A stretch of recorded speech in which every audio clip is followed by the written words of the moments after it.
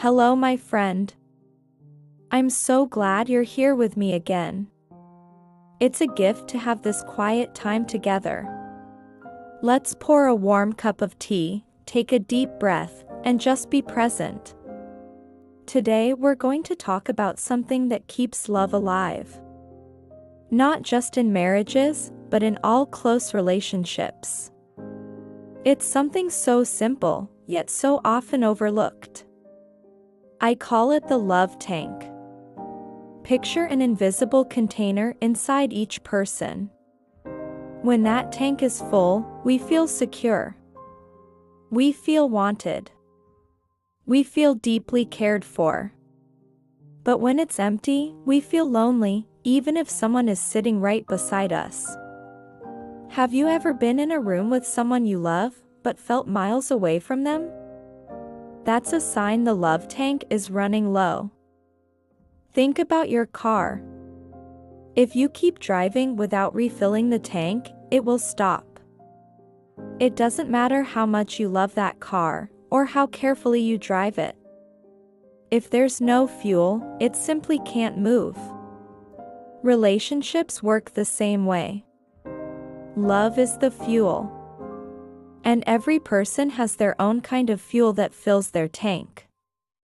When couples first meet, their tanks fill easily. A smile, a kind word, a hand held in the dark, it's enough to make the heart overflow. But as time passes, we often stop noticing the little things. We think the love we expressed years ago will last forever. We assume our partner knows how we feel, so we say less, do less. Slowly, the tank drops, and without realizing it, we begin to drift apart. I once spoke to a woman who said, "My husband works hard, he provides for us, but I feel invisible." Her husband looked shocked. "Invisible? I do everything for you," he said. But here's the truth, he was filling the tank with what mattered to him, not to her. He gave acts of service. She needed words of affirmation. Both were giving, but the fuel wasn't the right kind. It's like giving a plant sunshine when what it really needs is water. The intention is good, but the result is the same, the plant begins to wilt. Our job in love is to notice. To pay attention to how the other person feels valued. To check the tank, so to speak. And to refill it before it runs dangerously low. You might be wondering, how do I know if someone's tank is low? Look for the signs. They might seem quieter than usual. They might become easily irritated. They might withdraw into hobbies, the TV, or their phone. Sometimes they'll say, "We don't spend time together anymore," or "You never say you love me." These are not complaints to ignore. They are signals.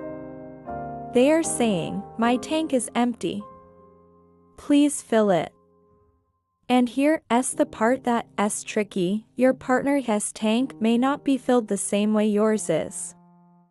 Maybe you feel loved when someone spends time with you, but they feel loved when you notice small things they've done and thank them. Or maybe you enjoy quiet touches, a hand on your shoulder, a warm hug, but they want to hear the words, "I'm proud of you." If we keep giving only what we like to receive, we might miss the chance to speak the language the other person understands. Think of a radio. If you tune to 98.7 FM, but your partner's heart is tuned to 104.3 FM, you can play music all day, and they won't hear a single note. Now, some people might say, "Why should I be the one to make the effort? They don't try for me." I understand that feeling. I've felt it myself. But someone has to turn the key to restart the engine. If you take the first step, you might be surprised how quickly the other person begins to respond. Let's imagine you're in a boat with your partner. The water is calm, but the current is carrying you away from the shore you love. If you both sit still, the boat will drift farther and farther. But if one person starts paddling, even slowly, the other will often pick up a paddle too. Filling a love tank doesn't require grand gestures. It's the small, steady things that matter most. A note on the kitchen counter that says, "Thinking of you." Making their favorite breakfast without being asked. Sitting beside them while they talk, without interrupting. Looking in their eyes when they walk into the room. And yes, sometimes it's doing something that doesn't come naturally to you, because you know it matters to them. If they love to hear appreciation, say thank you often, even if you think your actions speak for themselves. If they treasure time together, turn off the TV and take a walk, even if your feet are tired. This is not about changing who you are. It's about loving with intention. Choosing to speak in the way the other person can receive. I want to share a little story. An older couple I know had been married for over 50 years. One day, the wife said to me, "You know why we've made it so long? Because we've never stopped filling each other's tanks."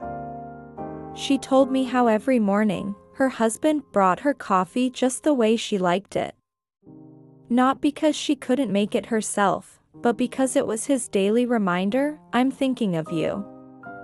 You matter to me." And she, in turn, would sit with him in the evening and listen to his stories, even when she'd heard them before. That was his fuel. That was his love tank being filled. When I think about that couple, I realize, love that lasts isn't about luck. It's about attention. It's about choosing, every day, to notice. So here's my gentle challenge for you. Today, look at the people you love. Ask yourself, what fills their tank? And then do one small thing to refill it. Don't wait for a special occasion. Don't wait for them to ask. Just do it. If this message is touching your heart, I'd love for you to click the like button right now. Leave a comment and tell me one thing that fills your partner's love tank. Share this with someone who needs a gentle reminder today. Your support helps keep these conversations alive. Remember, love is not a one-time gift. It's a daily act of care.